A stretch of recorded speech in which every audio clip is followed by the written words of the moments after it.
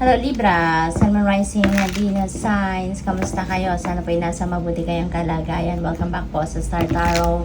Kung bago kayo rito, welcome din kayo. Thank you for your support. I truly appreciate it. God bless you all. Libra, maraming salamat po sa mga likes niyo sa ating videos, sa mga nagsusubscribe. Maraming thank you. Pati na rin po sa mga messages or comments na iniiwan ninyo sa ating videos. Maraming salamat po. I truly appreciate it, no? For your support. Maraming thank you. So, paunang mensahe ninyo po rito ay child of visions. Ayan. So, siguro, ang iba sa inyo dito excited or you will be feeling excited kasi merong mga paparating na magagandang balita, merong mga impormasyon na paparating dito na maaaring ikakakilig ninyo or ikakagising, kumbaga, ng inyong excitement, yung gano'n, ano? So, maaaring may mga invitation din dito na dadating sa inyo. Baka kayo ay kikiligin kasi maaaring merong someone is going to ask you out on a date, no? Lalo-lalo na kung single pa kayo, maaaring may mga ganon or baka meron ditong mga yung napipick up ko parang siguro merong mag-iimbita sa'yo for a blind date, yung ganon, at merong ipapakilala sa'yo or merong i-prepare, anong tawag dito, irareto sa inyo, Libra. So, this is not going to resonate with everyone, you know, so just take as it resonates po. So, may mga social gathering siguro na pupuntahan kayo rito, no? Kasi yun ang maaring ma-receive ninyong invitation at this time. We have Seeker of Spells. Maaring may pupuntahan kayo. Maybe you are curious about something. Kaya kayo na yung magte-take action para doon. You are going to go somewhere para siguro kayo mismo yung magdiskubre dito sa impormasyon na gusto ninyong malaman or sa pwede rin kasi na opportunity din ito. So siguro merong mag-o-offer sa inyo ng opportunity or merong magkakaroon ng tip sa inyo, bibigyan kayo ng heads up na there is an opportunity somewhere at maaaring yan ay pupuntahan ninyo, no? At kayo mismo yung maggagawa ng paraan para alamin ninyo kung ano pa yung mga oportunidad na nandiyan dyan, kasi maybe it's not just one, no, na madidiscover ninyo. So you may embark on a travel din dito, Libra, no? What else? We have Seven of Visions. Ayan. So, speaking of opportunities, there could be multiple opportunities talaga coming your way. No? So, marami kayong choices na pagpipilian at maaaring malito kayo. Alin ba dito yung kukunin ko?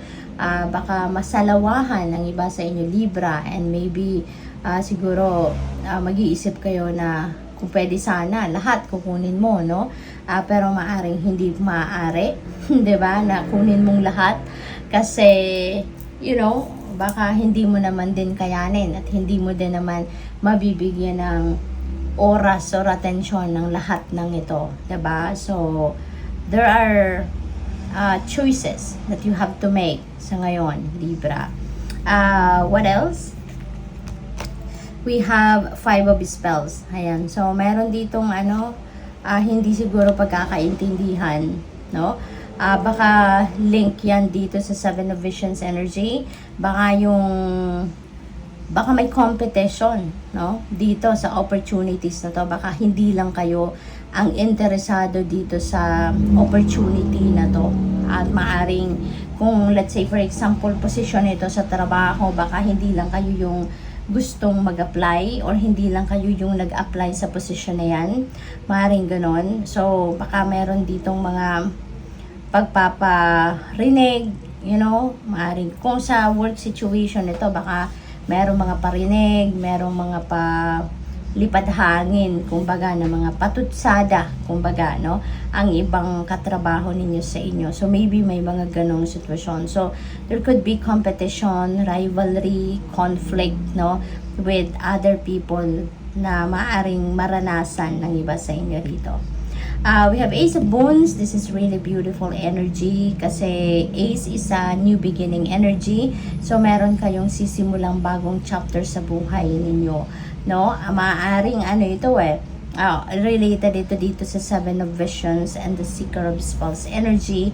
This could be related to financial opportunities, no? Kung ano yung mga oportunidad na to na paparating sa inyo, maaring isa dito sa mga opportunities na to you're going to take advantage of, and maybe you are going to make a good decision dito kasi kung ano man ang oportunidad na to, maaaring ito yung panggagalingan ng inyong prosperity in abundance. Kasi this is about prosperity in abundance. This is about financial opportunities. There could be financial blessings also coming your way. Okay? So, pwede rin na pwede rin na baka merong magbibigay sa inyo ng pera, merong magre-regalo ng pera, yung pera na dadating sa inyo dito could come from various sources, depende sa inyong sitwasyon, Libra. Pwedeng panalo yan, no? Winning sa lottery or any game of chance. So, it could come from various sources, baka inheritance din yan, So, depende sa inyong sitwasyon. So, what else? We have journey. Ayan. So, parang na-mention ko kanina na may possibility dito na mag-travel kayo. So, ayan. Merong pwedeng maging travel na gagawin dito si Libra for whatever reason. We have listen. The secrets of the sea become apparent when we listen to the sound within the shells. So, listen. Okay? Makinig kayo sa inyong intuition. Makinig kayo sa mga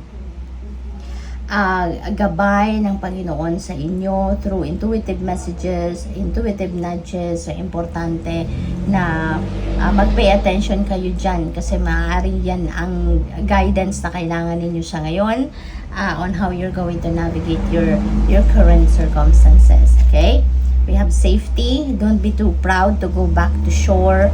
Ano man saan man kayo makarating, ano man ang gagawin ninyo, whether nasa bahay kayo or nasa labas ng bahay or saan kayo pupunta, always make sure na nag-iingat kayo. And always call on your guardian angels, lalong-lalo na din si Archangel Michael. Always call on him to keep you safe and protect you and guard you, sa kahit ano man ang inyong gagawin. Or safety should always be also your priorities, lalong-lalo na sa mga panahon ngayon na marami ng mga kung ano-anong nangyayari sa paligid natin. Sometimes may mga lugar na napupuntahan natin hindi na tayo safe. Minsan, 'di ba, kahit sa loob ng bahay hindi tayo safe. Kaya always make sure na lagi tayong nagdadasal and lagi tayong nag-iisip ng kung anong magagawa natin to keep us safe. So good luck. Thank you for watching. Love and light. Namaste.